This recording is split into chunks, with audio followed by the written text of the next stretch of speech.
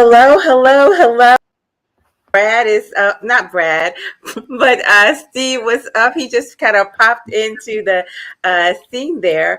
Um, there you go. Well, welcome to another evening of Epic Understanding. I am your host, Coach Erica Love, and I have here today some awesome gentlemen. Let's highlight Steve again since you've already met him, right? Steve, this is Steve, and he is on a um, positive men's mental health journey. You know, he is about positive masculinity. True? Absolutely, 100%. All right, hold on. Let's see what other kind of fun stuff I can do here with my engineering. All right. This is Bradford. Bradford, you are a psychologist. Take yourself off mute. There you go. You're off. Hello. All right. Tell the audience a little bit about yourself. Yeah, I'm a licensed psychologist. I primarily do talk therapy, mostly with adults. I'm a father and a husband, and that's pretty much what consumes my life. I got it. And this is King Smith, and he is the head of a men's mental health group with about 1,000 people or so. Take yourself off mute. There you go. Right?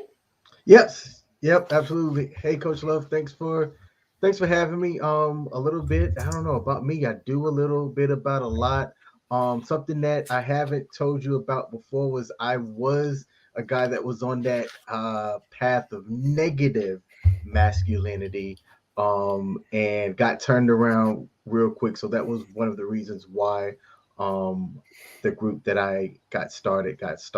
And I can't wait to be like Stevie and Bradford over here. I got my first grade that came in, guys. I'm like excited about it too. It's looking good. It's looking good. Thank you. You know what? I do realize I am up here with three gentlemen from the Bearded Men's Challenge. How lucky am I? Yeah.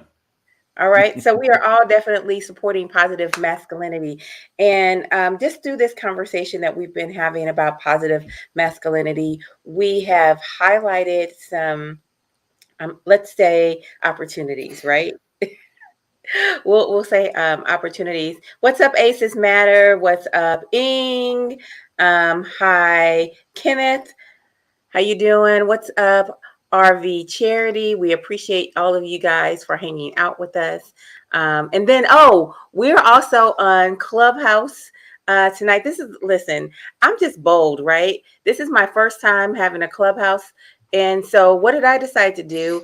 I decided, let me just have them both at the same time, you know? And so, O2 is handling the Clubhouse aspect of this, and thank you for getting up at 4:30 in the morning for us. You're in England? No, he's in Nigeria. He's in Nigeria, so he's he's working the Clubhouse angle for us there. Say something. Can you say something, O'Toole? Hi, good morning, everybody. It's morning here in Nigeria. Okay, it's nice meeting all of you. All right. Here from the Clubhouse, and look forward to having fun. All right, great. Talk to a lot of people here. Yeah. Excellent. So he's hanging out from Nigeria. We're just working it out. I'm very, very appreciative. All right. So one of the questions that we wanted to talk about is, do you think we as a community are taking men's mental health seriously? No. No. No. Why do you say that? No, I'll let King go first. I hope that we're. Oh, King. No. Go for it. Go ahead. No, absolutely, go ahead because I have to find something. I right. think with the recent toxic masculinity push, I think men took a hit as a whole. Mm-hmm. I think men and young men are really hungry for healthy masculinity. I think that's being observed in the amount of people flocking to people like Joe Rogan and Jordan Peterson. Mm-hmm. That's not to make a comment on whether they're portraying healthy masculinity or not. It's just an observation that men are flocking to people like this. Those are my initial thoughts.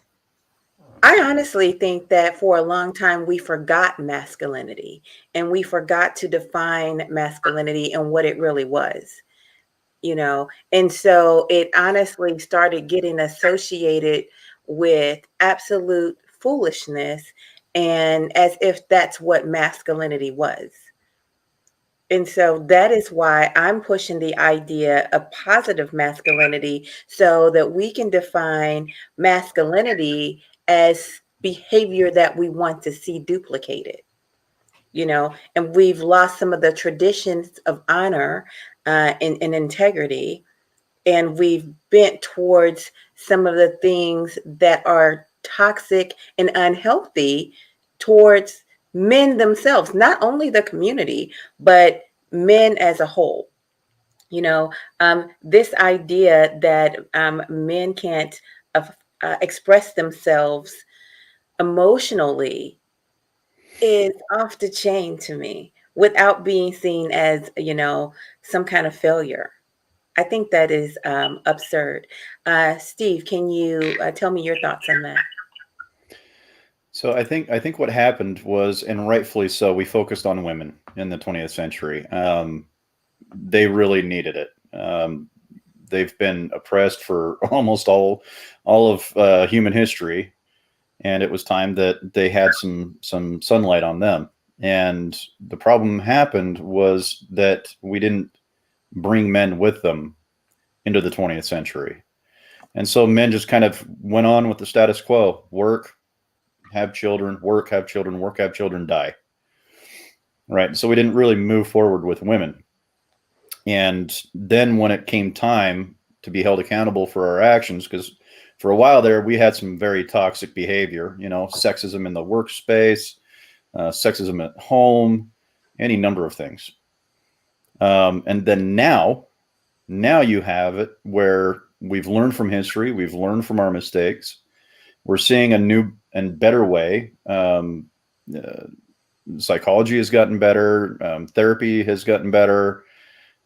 I think what you're seeing is now is originally when the toxic masculinity idea hit the world, really, it was a self-corrective behavior on the part of society, right? We didn't like what some men were doing, and we're going to say it loud, and we're going to change this, right?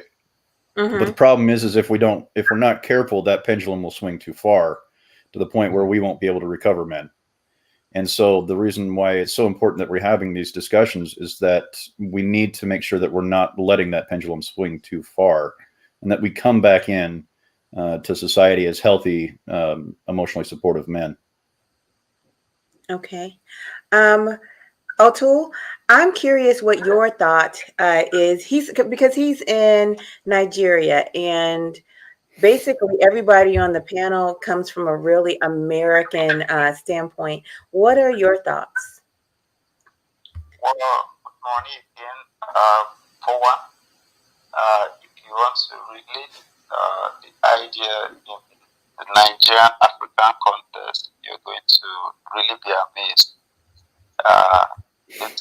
I can say in Nigeria where I'm from, it's absent or non-existent. It's not exactly an idea that is being pushed around here.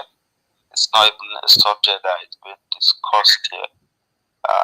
It only took some few years ago before the female gender were given little attention. So bringing it, shifting it back to the male here, like a society where it's male dominated.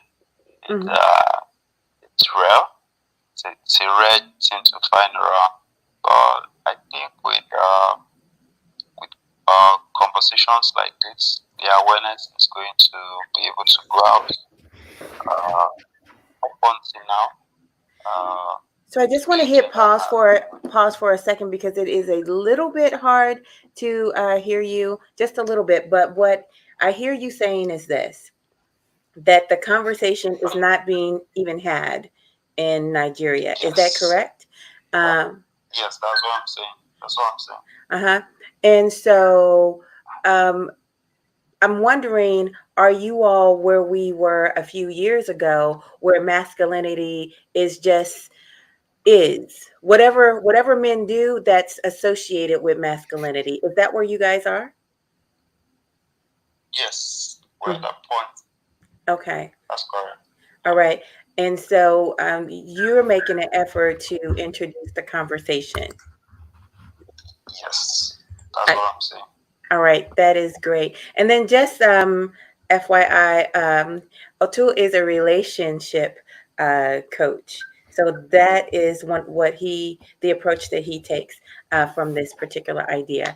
I want us together to listen to a gentleman express his thoughts about how he is received emotionally from women, actually, and then from the community when he is suffering a mental health challenge.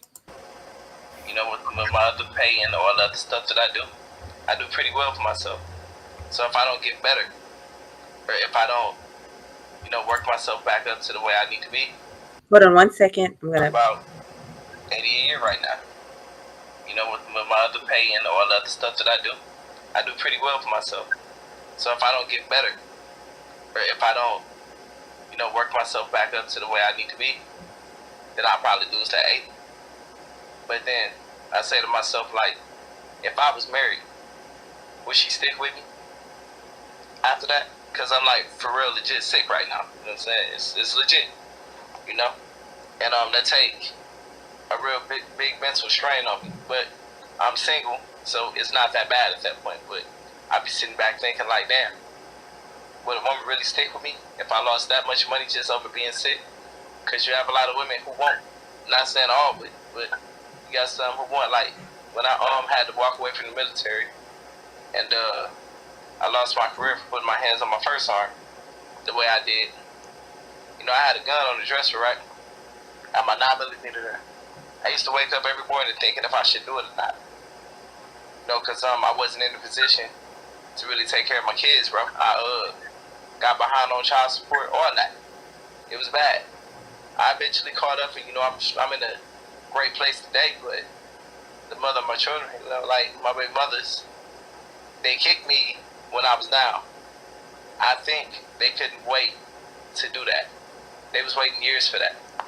Like one, I called when COVID first started, and I wasn't making the payments like I was supposed to because of the job that I was working. And so I called her, and I said, hey, is our daughter all right? The COVID got here, and all that, we just learned about the disease, so I'm just making sure my daughter's straight. She told me, your daughter is fine, and I hope your ass catching it down so we can at least get your Social Security since you can't do shit for it no more. Hung the phone up. I'll never forget that. I'll never forget it, bro. And that's what made me work harder and get to where I am today. That woke up an animal in me I wouldn't even believe. You know what I'm saying? Because I never got asked, how you doing? I never got asked what's going on. Nobody picked up the phone to call me. Nobody tried to even send me $20, bro. When I was in Iraq, nobody never even sent me a magazine to jack off to. Nothing. I ain't get nothing from nobody. When I got off the plane, and everybody was meeting their families and whatever, my family wasn't even there. I ain't had nobody greet me when I got off the plane. So yeah, I went through a lot of mental health things, but you know what? when I talk about these things or I bring it up, I'm crying about it. I need to push on. Stop crying. You'll be all right. You a man. Keep it moving. You sound like a little bitch right now. See what I'm saying? So, in a way, I have empathy for people, but I never had sympathy because of the things that I went through. Now, if I can lose a job, come back and make over 120 a year, I feel like they can do it too.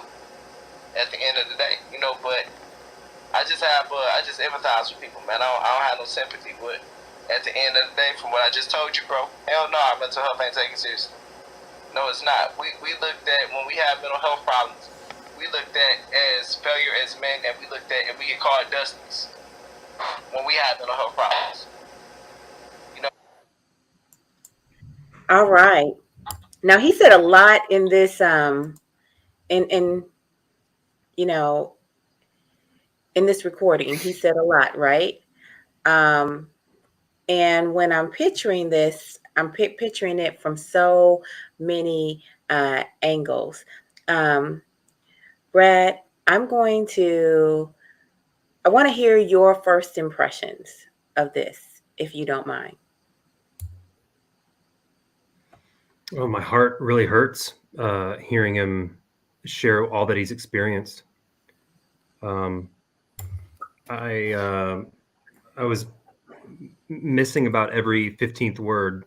I couldn't tell if he was if he said he had. I know he said that mental health wasn't taken seriously, and that his family wasn't there for him, and that the mothers of his children gave him no attention. But I couldn't, and I know that he said that I think I heard him say that the armed services branch that he was with didn't check in on his mental health at all. But I don't know if I heard him say that he went to see a therapist, or, you know, it's not a knock on him. I you know, what I heard him say was that one of the mothers of his children said, I wish you would die, because then at least you'd be good for something. And that was the kick in the pants that it took to get him to go and, you know, quote unquote, man up. But hearing how alone he felt with everything that he was going through, and that it wasn't safe for him to express how alone and how much suffering he was going through, it certainly hurts the heart.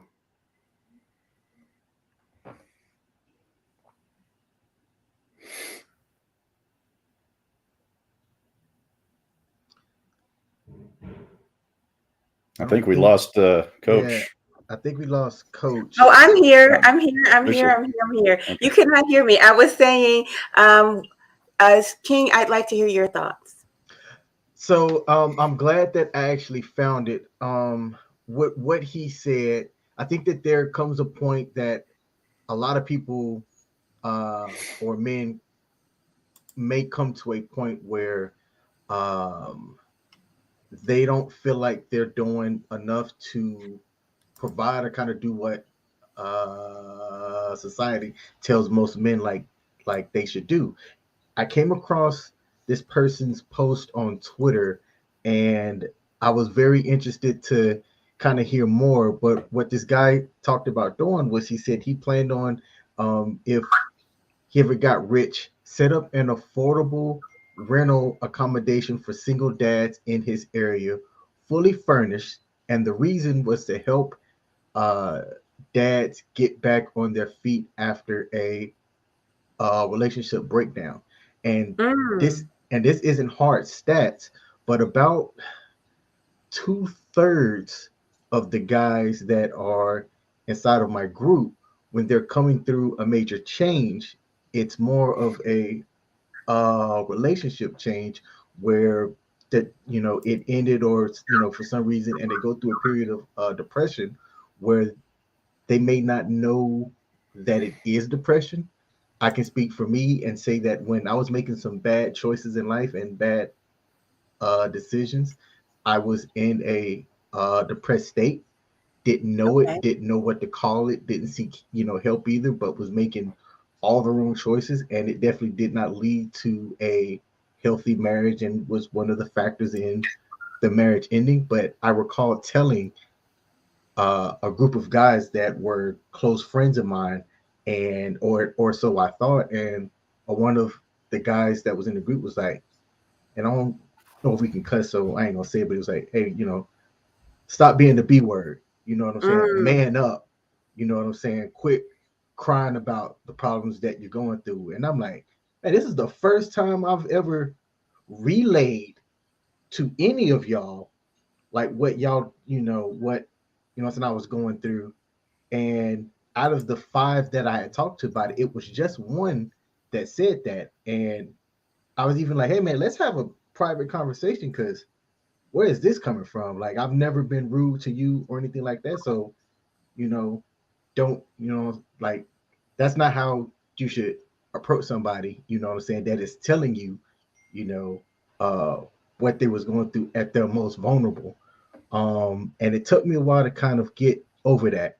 But to go back to this guy's tweet, he said one of the reasons why he thought about it was when his marriage broke down, he had a massive financial burden, no home, and nothing aside from the clothes that was in his wardrobe. And he just wants to help men get back on his feet. And it prompted a thought for me to go, man, I can name veterans homes, I can name women's homes, and a couple of different places. I can't name a single just like guy's home, for something kind of how this guy had thought about it. And it got me to thinking if that's just a me thing or if that's uh, a, a society thing in total. That's it. Excellent. Excellent. Steve. Yeah. So that's tough. That's a hard message to hear. The first thing I noticed really is that, within the first 5 minutes, he established, I think it was about three or four characteristics about his life that he was concerned about. And, part of the myth of malehood, I guess you would say, is that we don't have feelings. Mm-hmm. Because we're always taught to suck up your feelings, man up, don't complain. And so many of the complaints against men is we have no feelings, right? We don't react sometimes. And I think what is important to note there is that he exemplified what men are really like.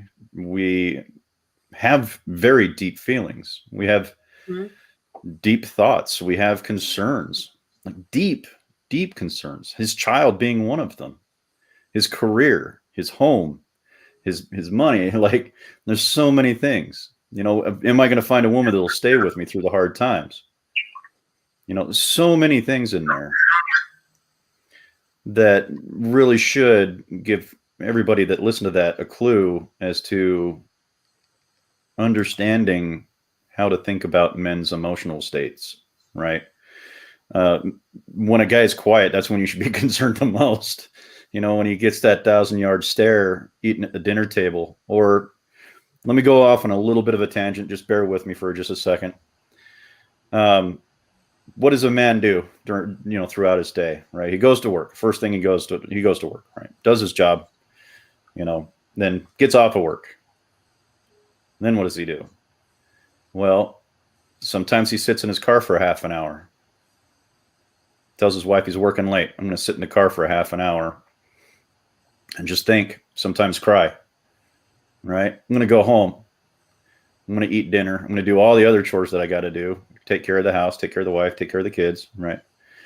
Now I'm going to go to the bathroom and I'm going to be in there for 30 minutes because I need some quiet. I need somebody not on me, right? So for a lot of men, a majority of their day is taken up waiting for that 5 minutes, that 30 minutes of just peace and quiet. No expectations, no one crawling on our back, no one complaining, just peace and quiet. And this is something that many, many men do, or they'll be out in the garage, right, away from the rest of the family. But either way, when we don't address men's feelings, what we do is we lose a father in the home. We lose a husband in the home because he's not there. He's not there emotionally. He's not there mentally. Mm-hmm. Right. And that's what that man was talking about. He wasn't there emotionally. Right. The depression was probably more apathetic because apathy is a really difficult one, because you don't know you got it, because you don't care. You don't care about anything. Right. And it sounds like he was in a state of apathy. He just didn't care. Why be here? Doesn't matter. I don't care. And to get to the point of that kind of level of abject apathy takes an immense amount of mental toll on somebody. And how do we draw people back out of that?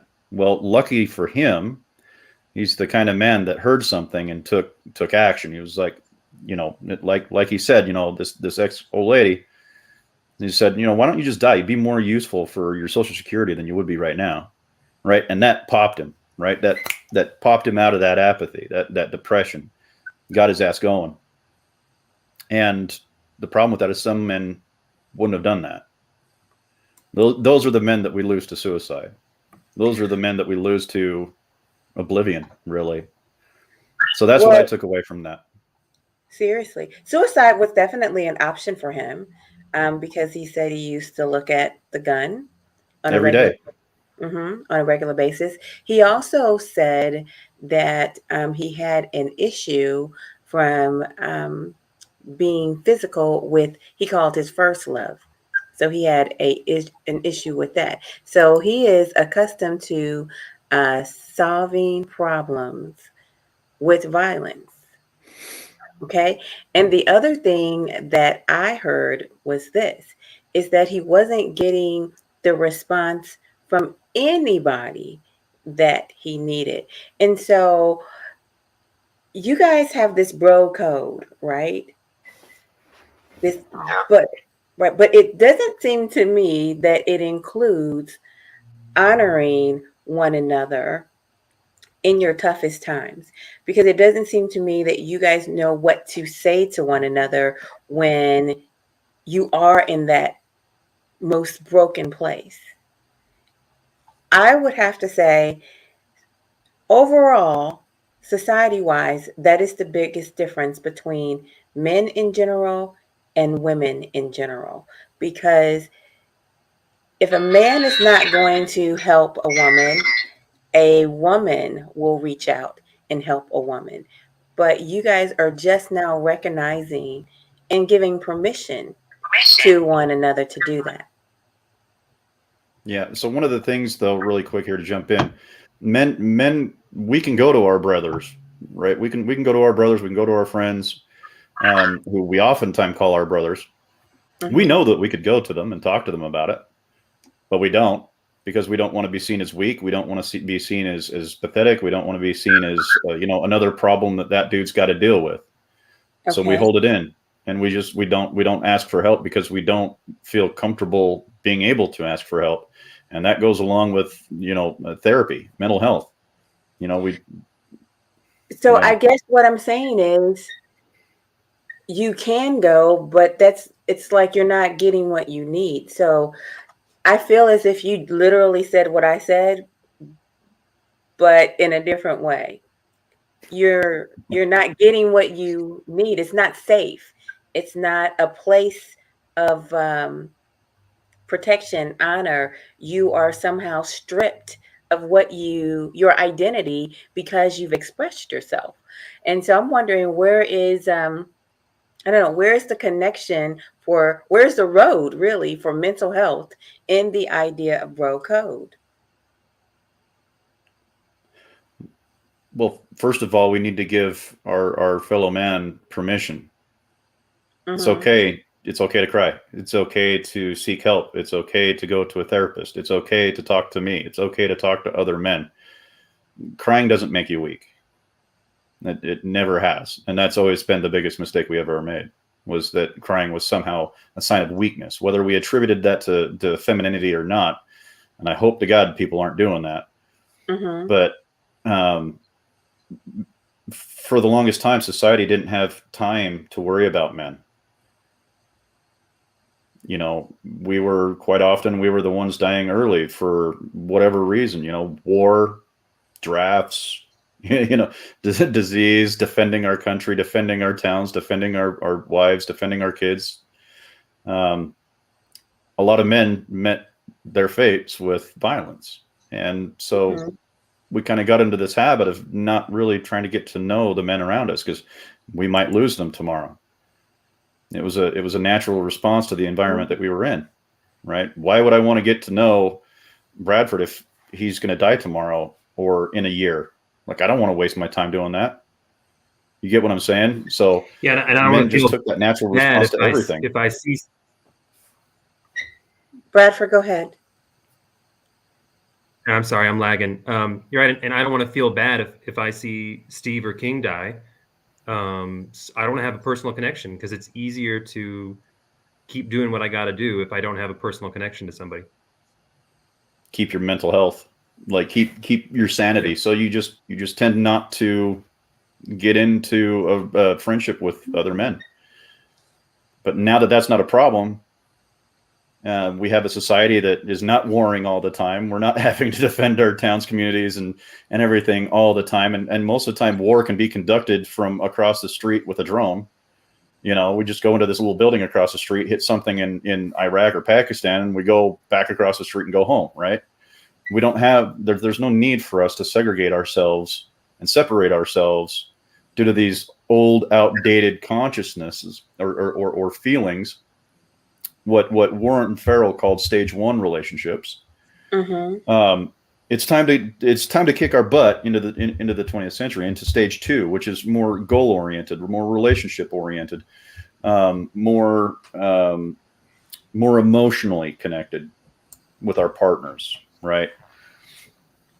That's what we need to help men do, but we have to destigmatize mental health first. We have to give men permission to get help. Wow.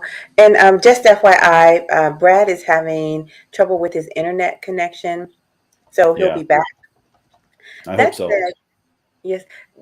That said, I want to address this idea. You said that men need to get healthy so that they can be, you know, in better relationships with their partners. But my thought process is that men need to get healthy because men need to be healthy human beings. Well, the only pushback I'll give on that is that the best thing that can happen for a man is to get help, because when men don't get help, they become frustrated.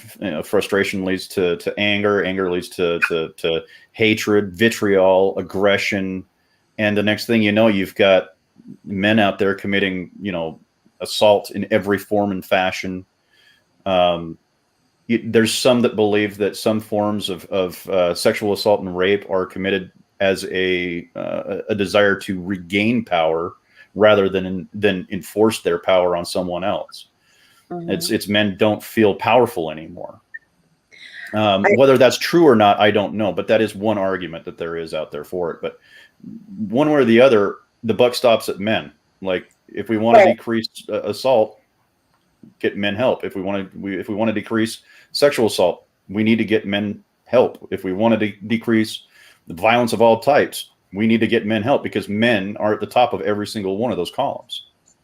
Yeah, I agree. It's just that I want to focus on men outside of the idea of a relationship. I think that it is important for men to get healthy as a whole human being and then deal with the relationship aspect of it.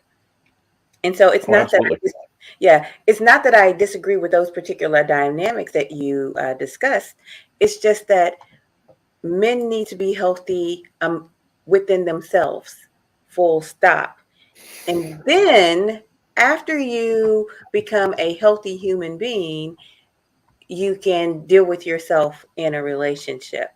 Because the idea of needing or having too much pressure on you, the idea of dealing with all of these emotional dynamics with your wife and your kids, and your work, the reason why that crushes you is because you're not a whole person, or you're not healthy within your own singular tower, you know. Right. So you cannot be two if you're not already one. You have to be one first. So Right. that's just my thought on that. Well, just to Brad, jump in second. really quick, because I've taken up a lot of mic space, but I just want to say I absolutely 100% agree with you. If we're going to have healthy relationships, we need to start with ourselves, and we need to get the help that we need. Whether or not you came from a healthy environment growing up as a kid, getting mental health help can do a lot of good, because sometimes we just create bad habits that need to be addressed as well. So getting mental health help, therapy for whatever might be ailing you is important to do, so that we don't go into these relationships bringing bad experiences and bad luggage with us, and then throwing that onto our partners, making the situation worse. So that's for sure. Brad, did you have anything you wanted to add right there? You were in and out. Yeah, I'm feeling flustered. I think just echoing and agreeing with both of you. No one's ready for a relationship with another person until they love themselves, and I think that for many generations, men's ability to love themselves and express love has been extremely limited. And so, in the movement of kind of building self-esteem for men, I want to replace words like bad with maladaptive. We learn to do these things from our childhood environments because they were the best things we could do in those environments. They were adaptive at a time, but they're not adaptive anymore. Right? So that we can have forgiveness and grace for ourselves. Because shame is a killer, literally. That's why it's good to have a psychologist on board, Maladaptive, that's actually a perfect sentiment. Brad for straightening my ass out. Now look here, buddy. All right, that's why this is good. That's why this is good. Okay, I want to talk about how grief and rejection show up in men. I can speak a lot about grief, but like I said, I've already taken up a lot of mic space. Well, you actually might have to talk because,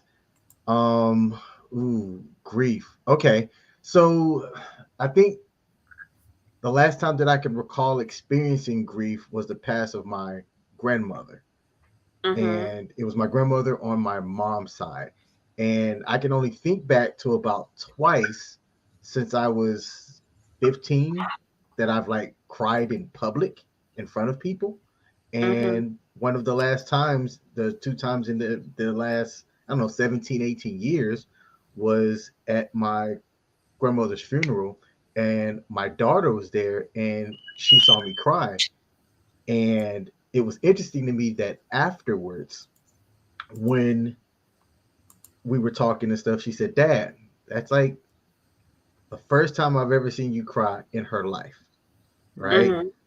And I was like, well, I don't think I can recall ever experiencing grief the way that I felt, just in that moment, seeing them lower her, down into the ground. And I was like, and I started crying. I was like, was it weird to you? She goes, no, I just, you know, I've never seen you cry. And it made me think about when the last time like I saw you cry. And I said, well, and I recall what I told her. I said, well, it's typically not good for somebody to see a man cry. And I wished I didn't say that then. Um, Mhm. but that is what I told her, with like why she hasn't ever seen me cry. I've cried in private, just kind of gotten through the feelings that I had to feel, and then stoic face and on with the rest of the day. So where do you typically cry? Where do you typically cry? Uh, I don't know if you've heard the phrase on Friday where the Debo had snatched this one guy's chain and the other guy ran off, and he said, "Hey man," uh, hey, he was like, "Hey man."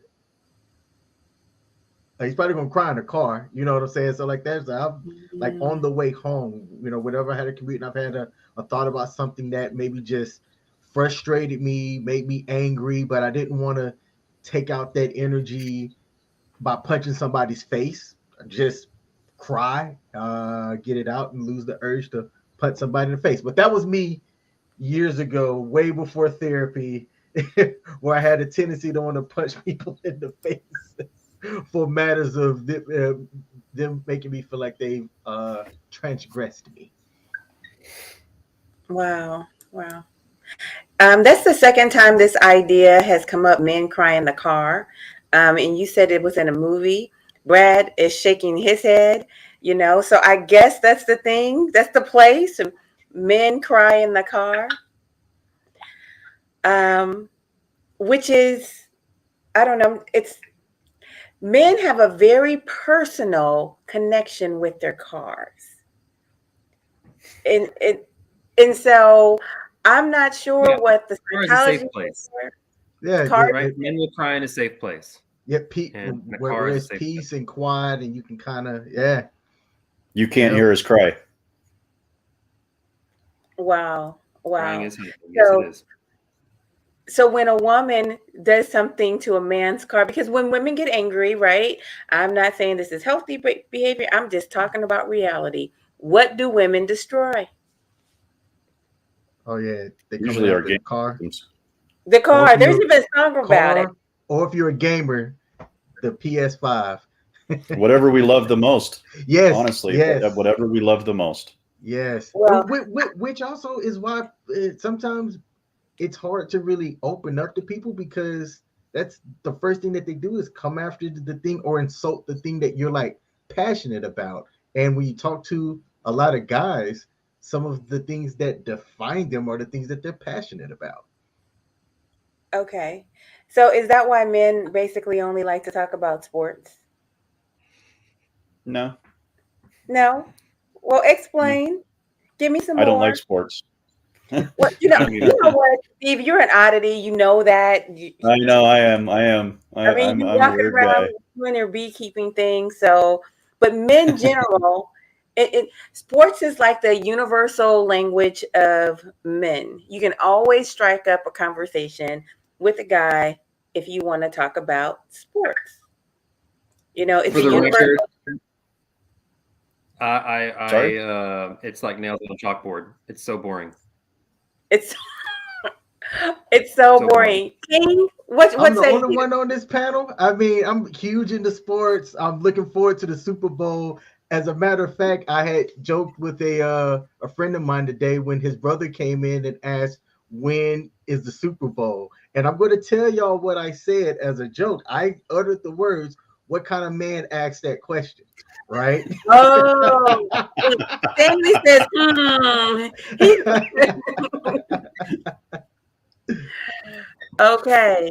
Whew. All right, he agrees. Uh, Katie J agrees that you're agreeing with that, I suppose. Are you agreeing with about no sports, or you're agreeing about there should be sports conversation? I'm trying to figure out what you're agreeing to there. But anyway, I just think besides Steve and Brad, most men really do embrace the idea of sports. Okay. Um, KDJ loves tennis. So there's just some kind of physicalness. I mean, even the mountain climbing, men are doing something physical to, I don't know, move things along. That's we're always doing battle.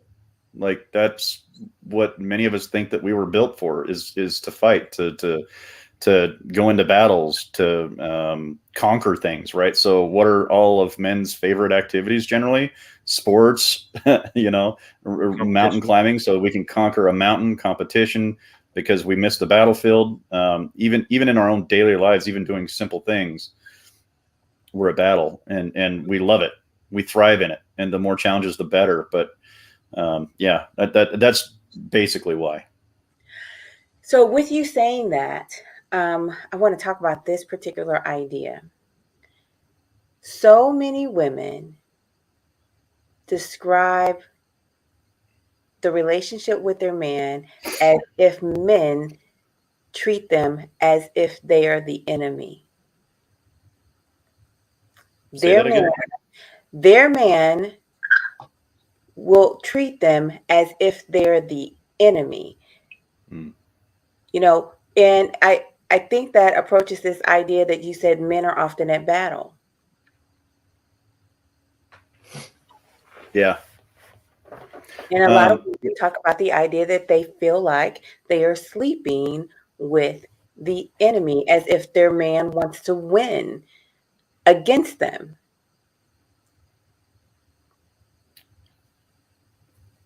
Nobody gonna answer that? No? Oh, man. I'm thinking of my caseload. I actually haven't heard that sentiment expressed very much. I hear it expressed as, I'm generating a lot of resentment towards my spouse or my partner, or my partner's making me very angry, or I don't understand why my husband or wife is doing this or won't do this.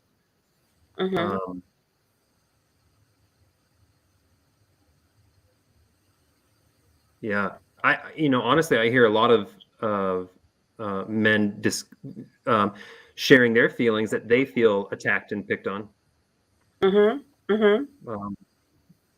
I think that's right. I think that nagging is received as an attack. For sure. I think nagging is received as an attack. I think just that constant complain. Why didn't you do this? Why didn't you do that? Why didn't you do this? So the way women often communicate to men feels like an attack. But let's hear this.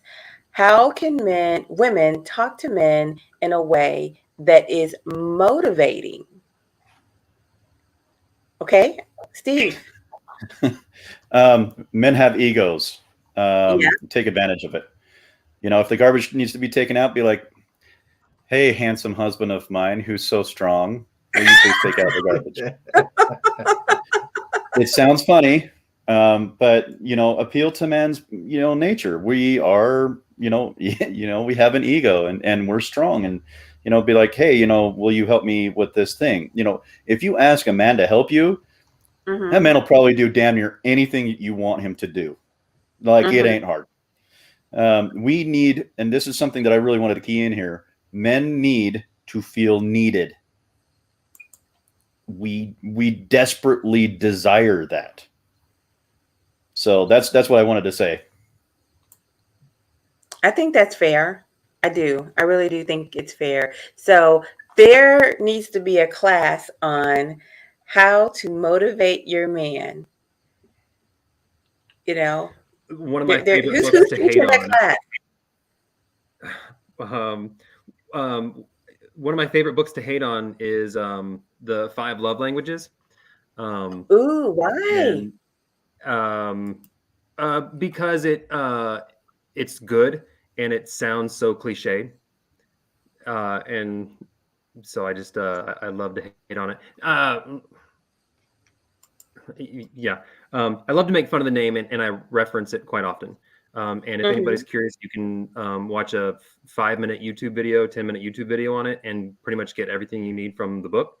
And so to answer that question, Coach Love, is everyone benefits by knowing how they feel affection and how their partners feel affection.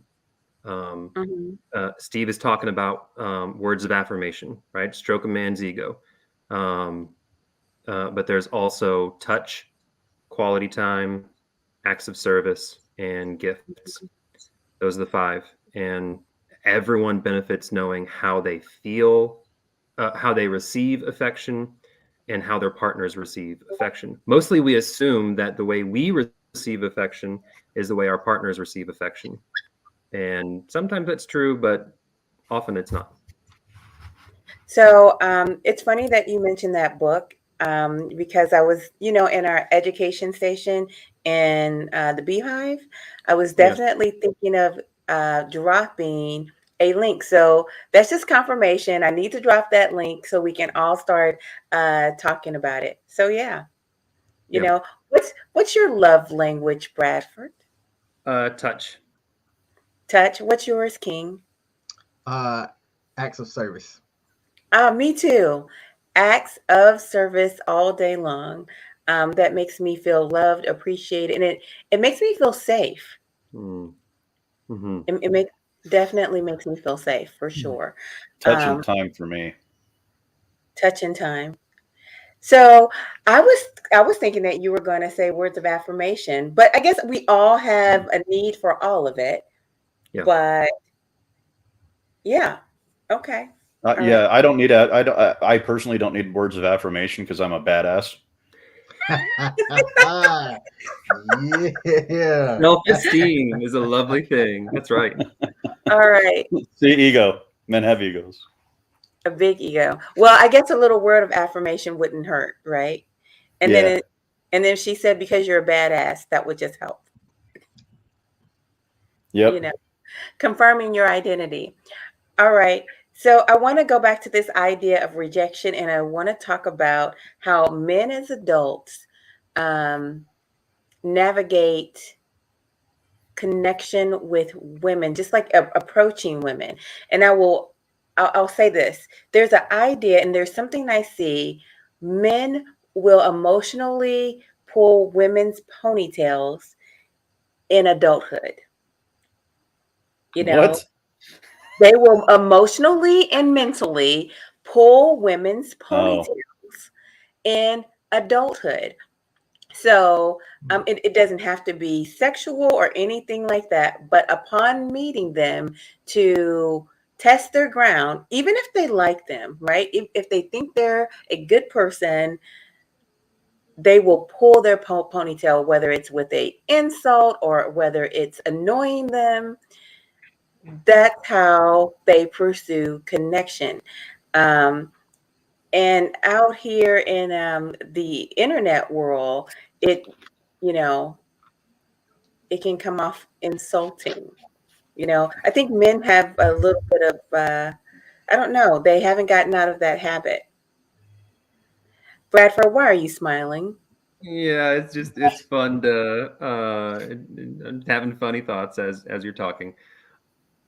Yeah, I think it's definitely a bid for some kind of attention.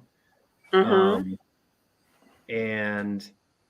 my mind first went to the dating scene where, at least in my experience growing up, girls would respond well to that. Girls would pick somebody who kind of makes fun of them over the guy who doesn't make fun of them. And interesting.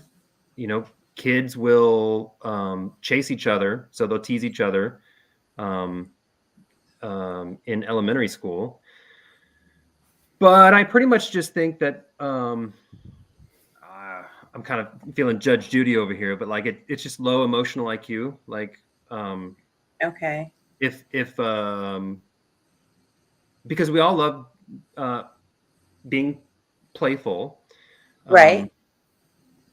If a couple, it doesn't mean they're in a romantic relationship. It could just be like two people at work. But if they know that they like joshing with each other, and men often form relationships and bonds through teasing, through making fun of each other. So if the couple enjoys that kind of banter and playful, then great. But communication is key, because if one person doesn't enjoy that kind of being poked at, you gotta communicate that, and then the other person has to respect that. So I guess I like the relationship part, because a lot of times in a relationship, people will poke at one another. I guess what I'm thinking of is the initial connection. And sometimes because men don't know how to make a connection, they will do something bad just so that they can create the conversation. And then they'll say, I'm sorry, Yeah. Right. And so that's their avenue in. And now they have the person's attention. And it's like, don't do that. And I don't like it when you do this, da da da da.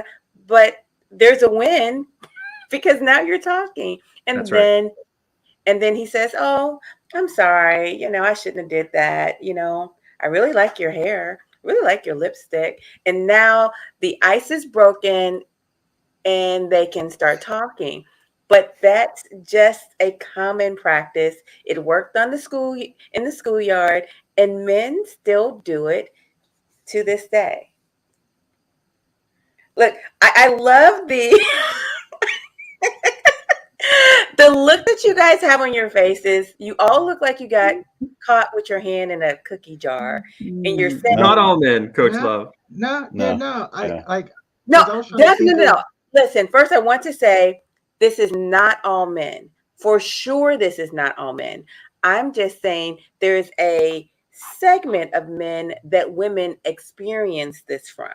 So absolutely not all men. I'll tell you, some of you men are very suave, and you know exactly what to say to a woman. Okay? But there's just that other side that women experience as well. Men pull our ponytails.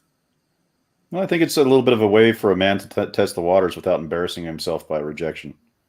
Like how she reacts could be a indicator of her level of interest in you. So if we metaphorically pulled her ponytail and she turned around and been like, "Yeah," then we know that was the wrong ponytail to pull, right? But if we pull someone's ponytail and they're like, "Hey," well, we know we've got a window, right? However you pull that ponytail, whether it's physically or metaphorically, that would be the best reason I could give you for why men do that kind of a behavior. See, Okay. I can't contribute to this conversation because I don't have a fear of rejection, but my approach has been to go into the room and be like, who likes me?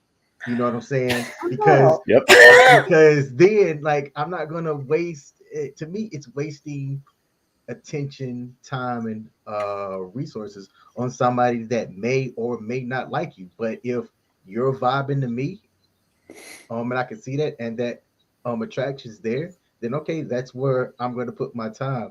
It's not out of a fear of rejection. It's I'd rather maximize my time possible. I'm with King on this one. That's what I do. I walk into a room. I don't give you a choice but to not like me. I don't give you a choice but to like me. Like, I'm just going to walk in there and assume that everybody in that room likes me. Women and men, I don't care. Okay. I would say that's a good assumption, Yeah. I'm just saying some men might pull ponytails like that in that fashion to get that result. But overall, I don't do that. Apparently, King does not do that. Yeah. And Bradford's been married for forever, I think.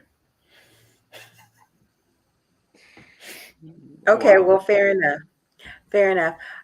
As we round things out, what I'm really looking for is your top tips for positive mental health, for really going down a good path when it comes to men's mental health. I'm going to start with Bradford. Yeah. So I'll expand on the big three for men's mental health. We need to make sure our sleep is good, which means we're getting about the same amount of time of sleep. We're waking up at the same time in the morning. Our diet's good and our exercise is good. If those things are off, nobody's going to feel well. And then the fourth thing to add to that is mental health. And the quick things I can come up with there are be yourself, because we learn the most by making our own mistakes. We don't learn we don't learn very much by making other people's mistakes. So be yourself, love yourself, self-esteem, contrasting that with other esteem, which is this esteem we get from other people. Keep a journal, because the amount of insight we gain by noticing our own patterns over time is invaluable. And then I'm going to cheat and add one more. Surround yourself with people who will tell you the truth about you and care about you. There we go. I love it. I love it. King, what do you got? I say the same thing each time, and I'm kind of like a parrot on this. Do not be afraid to seek professional help. One of the biggest barriers or things that I've kind of seen are people, because of their job. Like, I'm a former guy who had served in the Air Force, and a lot of the stigma was, if you go to talk about mental health, that could affect your opportunities to deploy or job, status inside of the service. I'd say get to it would be great to get to a point to where you realize that your mental health matters above that. So don't be afraid to seek help. If you think that there's not an avenue or a way, or you can't afford to, that there are various resources out there that can help you get the help that you need if you ask for it. Because once you do that, I think that kind of starts that path of having that positive health and everything, that it adds to your toolkit of things that you can use. Awesome. Awesome. I love it. Thank you. Steve? It's tough. I think if I could choose three things, the first would be destigmatize mental health. Okay. Get into therapy, get in to see people, allow men to speak their mind and speak their feelings without criticism. Start a men's mental health group. King and I have both done it. I just accepted, I think, 4 more members for mine.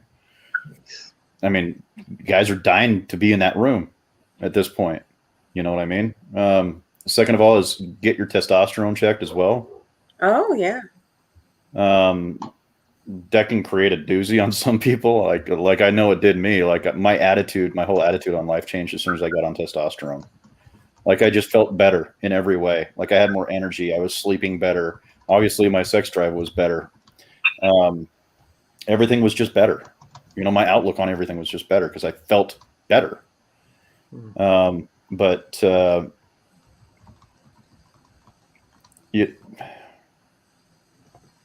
I don't know. There's so much that I would cover on this, but I'm going to feel bad because I'm going to think of something in about a half an hour. I'm going to be pissed off at myself. Oh my gosh. I guess something that I would like to say is, I would like to see men stop being afraid to be affectionate towards other men. Okay. Give your friends, give your brothers hugs. Tell them that you love them, because it's likely that nobody else is telling them that. Yeah.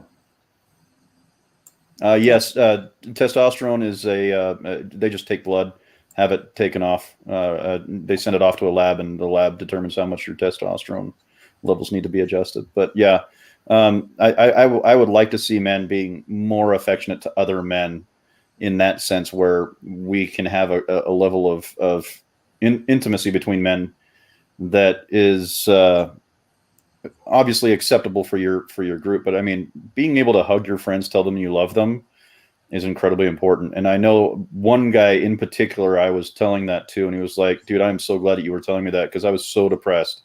Like, I just wanted to kill myself all the time. But every time I'd see you and you were telling me that you love me, it pulled me out of it. Wow. Like, it's the small freaking things that we have no idea affect people. But one thing that we do know for sure is that no one has ever wanted to die because someone said that they loved them. You know, not. I mean, I'm sure that you get what I'm saying. When people feel loved, they don't feel like ending that life. Yeah. Generally, barring any, you know, serious mental conditions. But, you know, it's just like people don't go into a therapist's office and say, I want a divorce from my husband because he listens too much. You know, we just need to pour copious amounts of love on people. Honestly, it's my personal opinion. I agree with that. That's hence Coach Love, right? Yeah.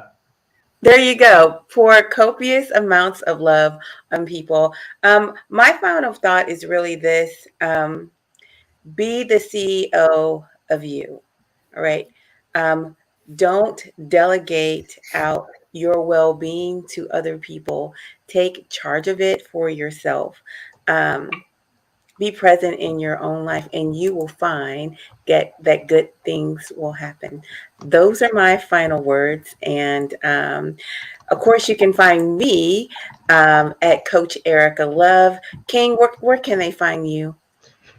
Everywhere at the actual King Smith. I'm literally on all social media platforms at the actual King Smith.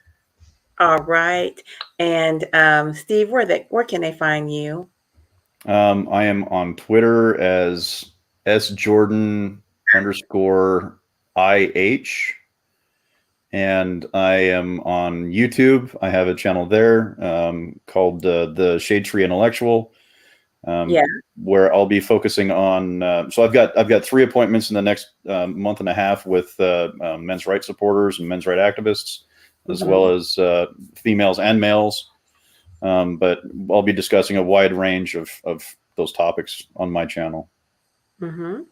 And I am selfish when it comes to Bradford. You have to contact me to find Bradford. I'm here with you, Coach Love.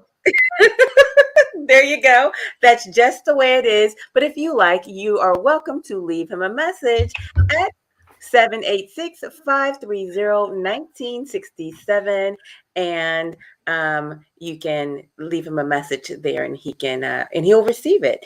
And as they come in as necessary, he will address them. So leave a really good question, and we might answer it on air. Okay, family, it's been amazing hanging out with you guys. I can just say I'm 100% blessed, and we'll see you next time. Bye-bye for now. Thank you. Nice.